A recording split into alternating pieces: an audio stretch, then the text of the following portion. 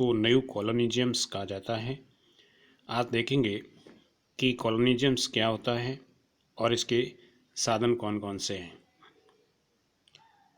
दूसरे विश्व युद्ध के उपरांत साम्राज्यवादी शक्तियों को विवश होकर एशिया और अफ्रीका के अनेक राष्ट्रों को स्वतंत्र करना पड़ा था। विश्व में फैलाए ब्रिटिश साम्राज्यवाद का तो अंत होने लगा, जिसमें भारत ने भी अपनी स्वतंत्रता प्राप्त की। इस तरह से कई अन्य छोटे अविकसित राष्ट्रों का भी उदय हुआ और पुराने उपनिवेशवाद के युग की समाप्ति हुई।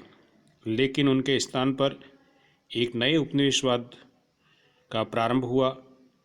पश्चिमी साम्राज्य ने नवीन आर्थिक रूप से कमज़ोर राष्ट्रों को अपने चुंगल में फंसाने के लिए, अपना प्रभुत्व जमाने के लिए नए नए तरीके खोजे, जिसके परिणाम स्वरूप आर्थिक व्यवस्था का निर्धारण तथा उत्पादन या उत्पादित वस्तुओं को अपनी मोहर लगाकर नए राष्ट्रों पर लादना, और इसी नवीन साम्राज्यवाद नीति को हम नव उपनिवेशवाद की संज्ञा देते हैं या नव उपनिवेशवाद कहते हैं। द्वितीय विश्व युद्ध के पश्चात उदित दो महान शक्तियाँ रूस और अमेरिका ने अपने अपने प्रभाव यूरोपीय, एशियाई और अफ्रीकी देशों में जमाने प्रारंभ कर दिया, और ये प्रभाव भौगोलिक दृष्टि से कमज़ोर लेकिन आर्थिक और सांस्कृतिक दृष्टि से बहुत अधिक प्रभावी था। रजनी पामदत्त ने नव उपनिवेशवाद का अर्थ राजनीतिक और सैनिक प्रभुत्व के स्थान पर आर्थिक प्रभुत्व स्थापित करना बताया है। जहाँ तक नव उपनिवेशवाद के उद्देश्यों का प्रश्न है, तो पहला उसका उद्देश्य रहा है महाशक्तियों का अपने आर्थिक हितों को बढ़ावा देना। आर्थिक हित नव उपनिवेशवाद की नीति का महत्वपूर्ण कारण है।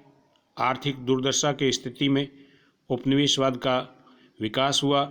जैसे बेल्जियम के पूंजीपतियों ने बेल्जियम कांगो पर एकमात्र अधिकार कर लिया और उद्योगपतियों ने कांगो के हीरों, नारियल के तेल, तांबा और यूरेनियम के व्यापार को अपने हाथों में लेकर विशाल धनराशि कमाई। धनी राज्यों की बहुत सी कंपनियां उपनिवेशवाद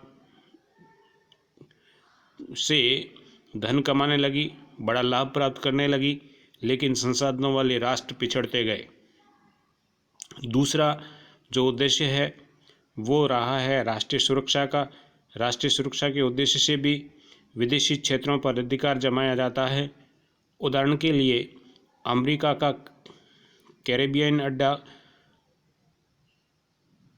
कह सकते हैं, या वर्जीनिया टापुओं को खरीदना इस बात के पक्के उदाहरण हैं।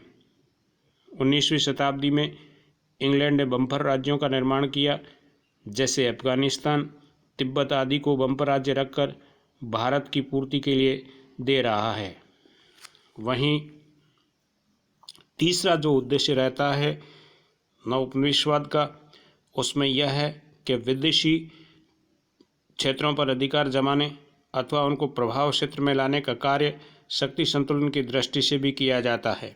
यह सिद्धांत कभी कभी राष्ट्रीय नीतियों को निर्धारित करने में महत्वपूर्ण कार्य करता है।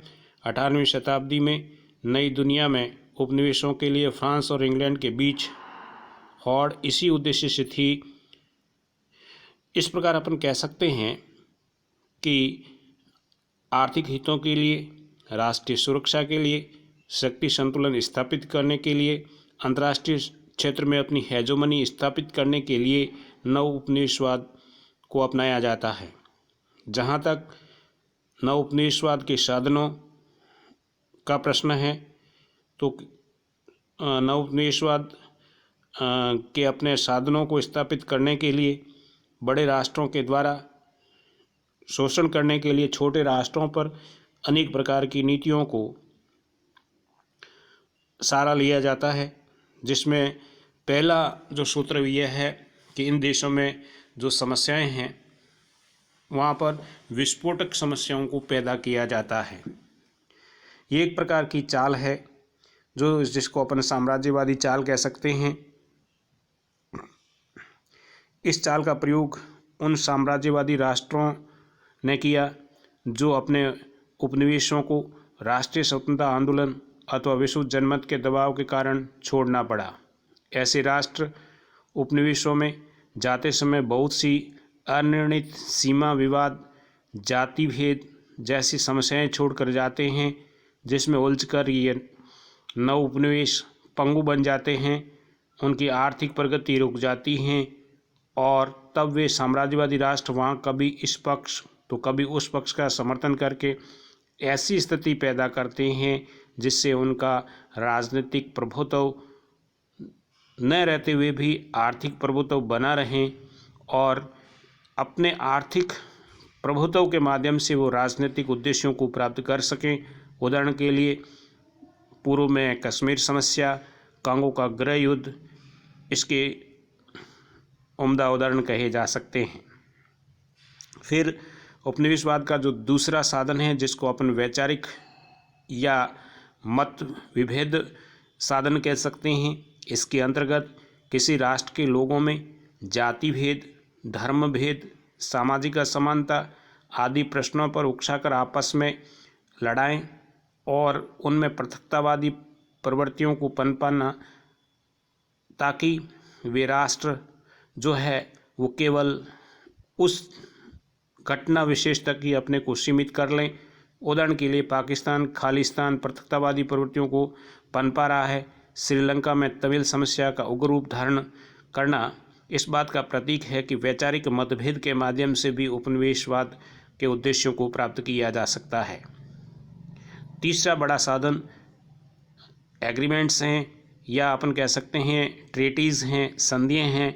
नाटो, सीएटो, वार्सा संधि जैसी संधियाँ गठबंधन राष्ट्रों को आर्थिक और सैनिक दृष्टियों से पराधीन बनाकर उनका साम्राज्यवादी शक्तियों के द्वारा स्थायी या अस्थायी शोषण कराते हैं।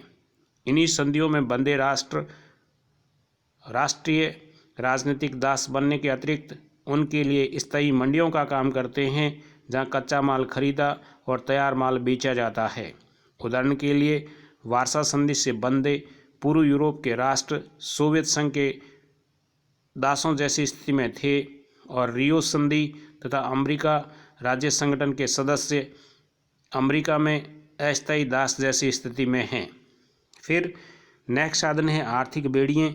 गुट निरपेक्ष नवोदित राष्ट्र अपनी भयंकर दरिद्रता से छुटकारा पाने के लिए विविध कार्यक्रम चलाना चाहते हैं, किंतु उनके लिए उन्हें धन की आवश्यकता पड़ती है।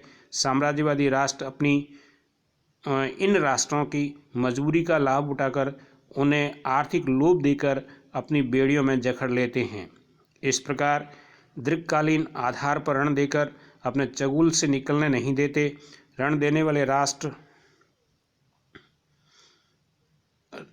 वाले राष्ट्रों पर नाना प्रकार के दबाव बनाते हैं। इसी कारण ऐसे राष्ट्र जो होते हैं वो निरंतर ऋण भार से दबते जाते हैं।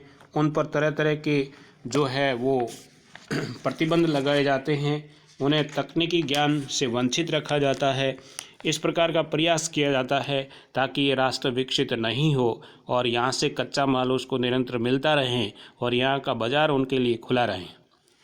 फिर नेक्स्ट जो साधन है वो यह है कि जो विदेशी सहायता इन राष्ट्रों को दी जाती है उसके साथ तरह तरह की शर्तें थोप दी जाती है, ताकि वो राष्ट्र उस मकड़ जाल से बाहर न निकल सके।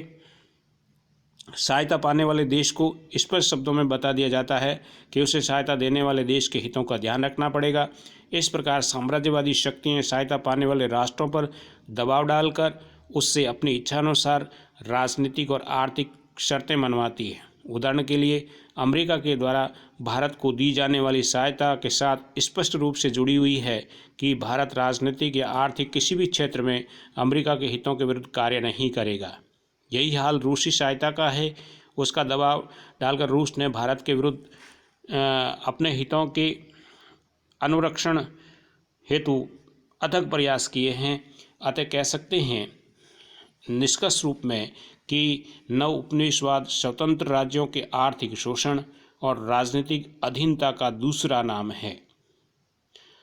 हंस जे मॉर्गेनथाउ के अनुसार आर्थिक साम्राज्यवाद नव उपनिवेशवाद का एक सामान्य लक्षण है जो विभिन्न उपायों के द्वारा संसार के अपेक्षाकृत विकसित एवं निर्धन राष्ट्रों को साम्राज्यवादी शक्तियों का दास बना देना चाहता है, और ऐसा वह राजनीतिक विजय के द्वारा नहीं बल्कि आर्थिक नियंत्रण के द्वारा करता है, जिसका आधुनिक काल में हम एक प्रमुख उदाहरण डॉलर साम्राज्यवाद के रूप में देख पा रहे हैं। उपनिवेशवाद या नव उपनिवेशवाद से दुनिया के लगभग तमाम देश किसी न किसी रूप में संबंध हो गए हैं। आज पूरी दुनिया में बाजार संबंधी एक रूपता देखी जा रही है।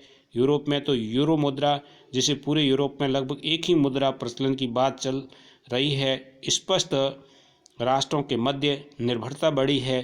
कोई भी राष्ट्र अलग थलग रहकर अपना संपूर्ण विकास नहीं कर सकता।